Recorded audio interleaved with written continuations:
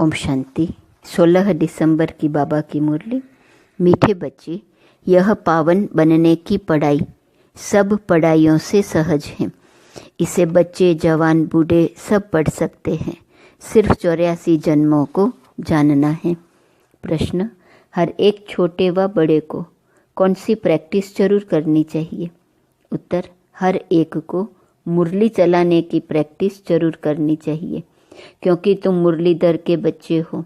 अगर मुरली नहीं चलाते हो तो ऊंच पद नहीं पा सकेंगे। किसी को सुनाते रहो तो मुख खुल जाएगा। तुम हर एक को बाप समान टीचर जरूर बनना है। जो पढ़ते हो वह पढ़ाना है। छोटे बच्चों को भी यह पढ़ाई पढ़ने का हक है। वह भी बेहद के बाप का वर्षा लेने के अधिकारी हैं। ओम शांति। अभी आती है शिव बाबा की जयंती। उस पर कैसे समझाना चाहिए? बाप ने तुमको समझाया है, वैसे तुमको फिर औरों को समझाना है। ऐसे तो नहीं बाबा जैसे तुमको पढ़ाता है वैसे बाबा को ही सबको पढ़ाना है। शिव बाबा ने तुमको पढ़ाया है, जानते हो, इस शरीर द्वारा पढ़ाया है। बरोबर हम शिव बाबा की जयंती मनाते हैं। हम नाम भी शिव का लेते हैं। वह तो है ही निराकार, उनको शिव कहा जाता है। वो लोग कहते हैं शिव तो जन्म मरण रहित हैं, उनकी फिर जयंती कैसे होगी? यह तो तुम जानते हो।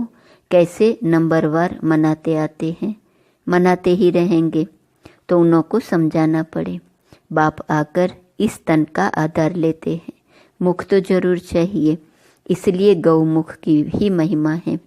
यह राज जरा पेचीला है। शिव बाबा के ऑक्यूपेशन को समझना है। हमारा बेहद का बाप आया हुआ है, उनसे ही हमको बेहद का वर्षा मिलता है। बरोबर भारत को बेहद का वर्षा था और किसको होता नहीं। भारत को ही सचखंड कहा जाता है और बाप को भी ट्रूथ कहा जाता है। तो यह बातें समझानी पड़ती हैं।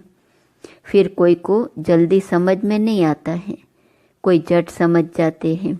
यह योग और एजुकेशन अर्थात पढ़ाई दोनों खिसकने वाली चीज़ें हैं। उसमें भी योग जास्ती खिसकता है। नॉलेज तो बुद्धि में रहती ही है, बाकी याद ही घड़ी घड़ी भूलते हैं। नॉलेज तो तुम्हारी बुद्धि में है ही कि हम कैसे 84 जन्म लेते हैं। जिनको यह नॉलेज है वही बुद्धि से समझ सकते हैं कि जो पहले पहले नंबर में आते हैं वही 84 जन्म लेंगे। पहले ऊंचते ऊंच लक्ष्मी नारायण को कहेंगे। नर से नारायण बनने की कथा भी नामी ग्रामी है। पूर्णमासी पर बहुत जगह सत्यनारायण की कथा चलती है।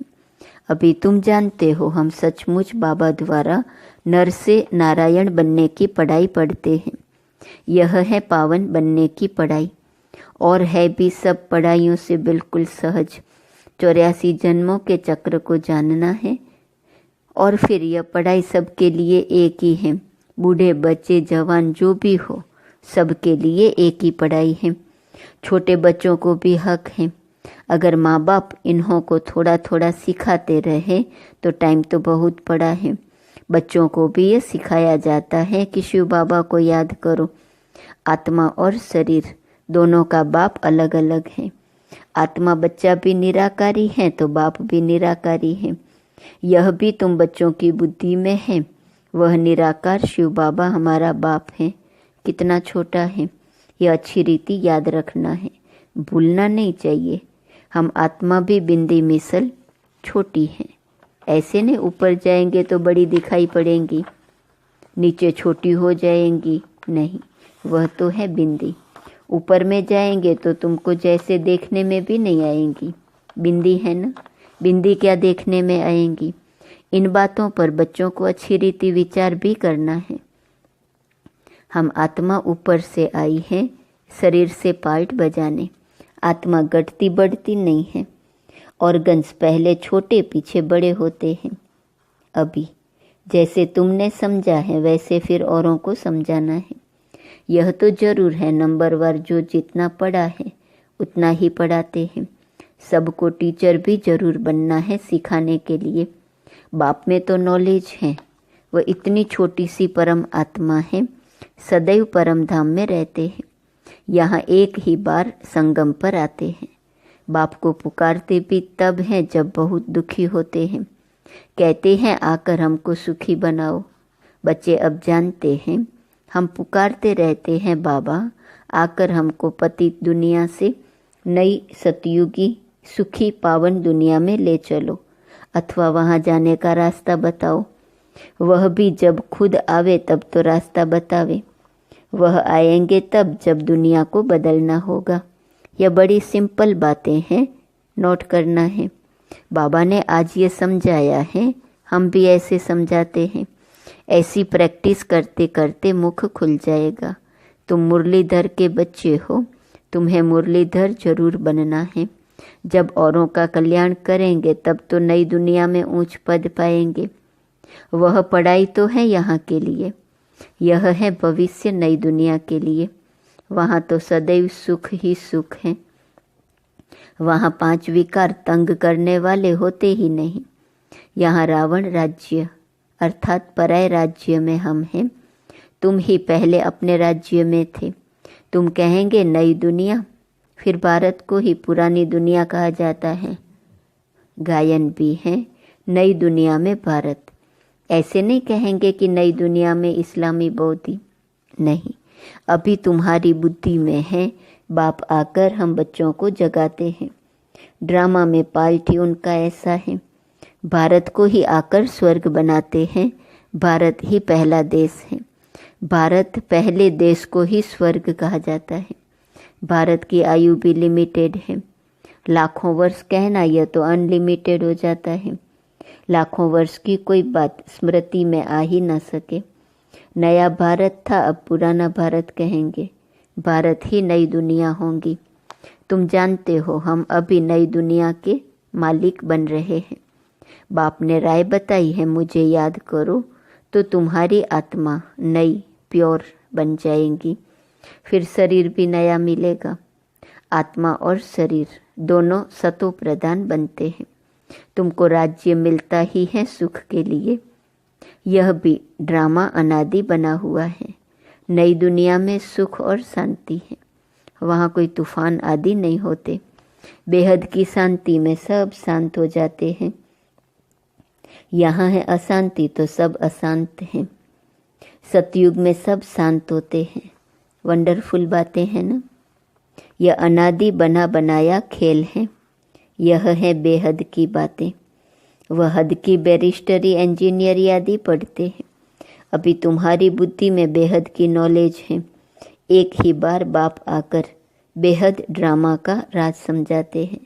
आगे तो यह नाम भी नहीं सुना था कि बेहद का ड्रामा कैसे चलता है। अभी समझते हो सतयुग त्रेता, जरूर वह पास्ट हो गया, उसमें इनका राज्य था। त्रेता में राम राज्य था। पीछे फिर और धर्म आए हैं। इस्लामी, बौद्धी, क्रिश्चियन, सब धर्मों का पूरा मालूम है। यह सब 2500 वर्ष के अंदर आए हैं।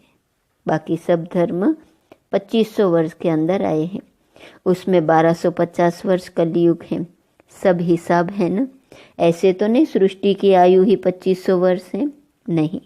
अच्छा फिर और कौन था, विचार किया जाता है।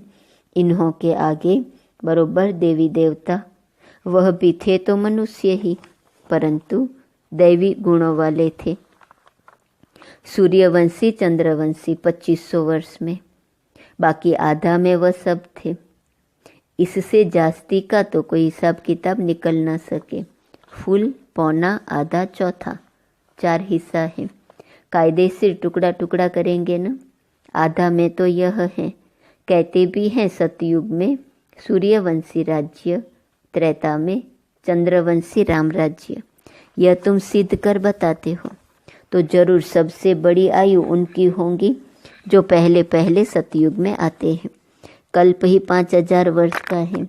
वो लोग 84 लाख योनियाँ कह देते हैं तो कल्प की आयु भी लाखों वर्ष कह देते। कोई माने भी नहीं। इतनी बड़ी दुनिया हो भी ना सके।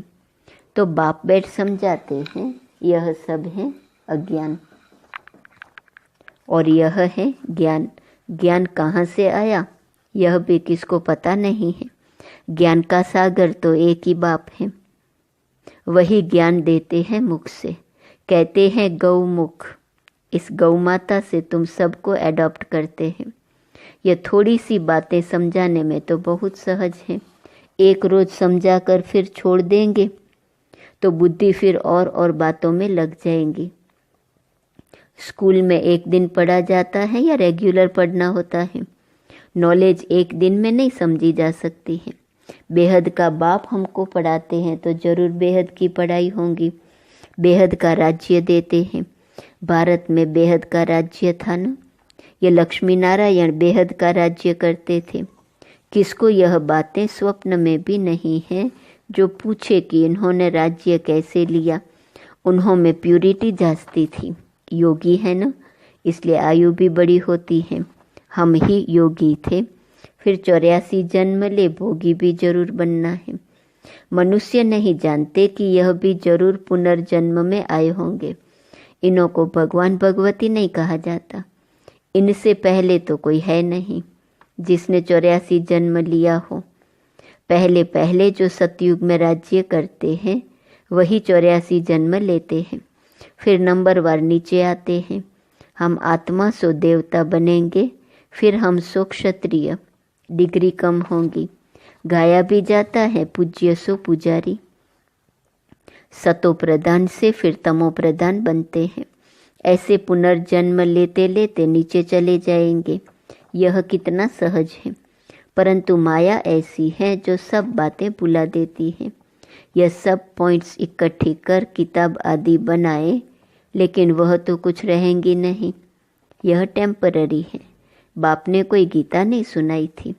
बाप तो जैसे अब समझा रहे हैं ऐसे समझाया था। यह वेद शास्त्र आदि सब बाद में बनते हैं।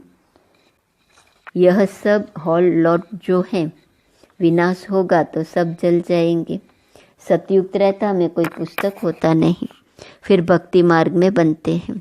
कितनी चीज़ें बनती हैं।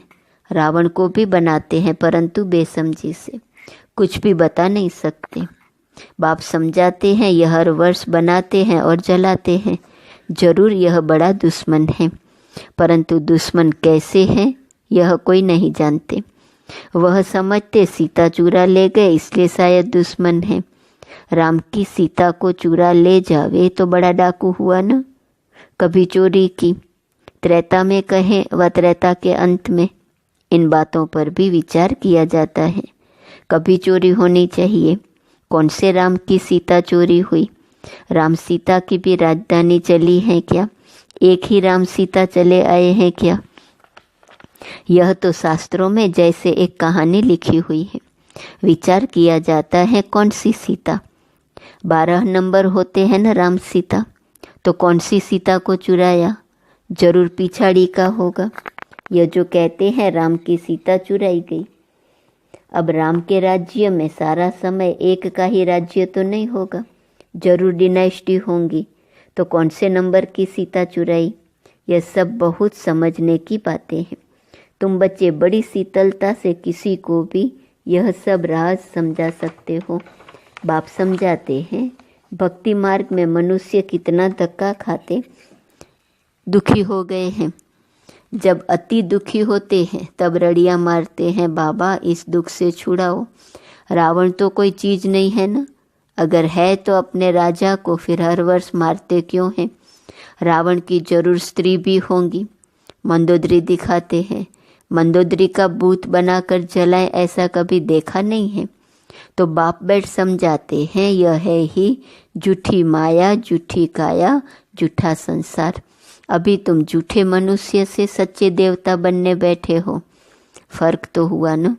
वहाँ तो सदैव सच बोलेंगे। वह है सचखंड, यह है झूठखंड। तो झूठ ही बोलते रहते हैं। अच्छा, मीठे मीठे सिकीला दे बच्चों प्रति माता पिता बाप दादा का याद, प्यार और गुड मॉर्निंग। रूहानी बाप की रूहानी बच्चों को नमस्ते। रूहानी बच्चों की रूहानी बाप को नमस्ते नमस्ते नमस्ते। धारणा के लिए सार। पहली पॉइंट, ज्ञान सागर बाप जो रोज बेहद की पढ़ाई पढ़ाते हैं उस पर विचार सागर मंथन करना है। जो पढ़ा है वह दूसरों को भी जरूर पढ़ाना है। दूसरी पॉइंट, यह बेहद का ड्रामा कैसे चल रहा है? यह अनादि बना बनाया वंडरफुल ड्रामा है। इस राज को अच्छी रीति समझकर फिर समझाना है।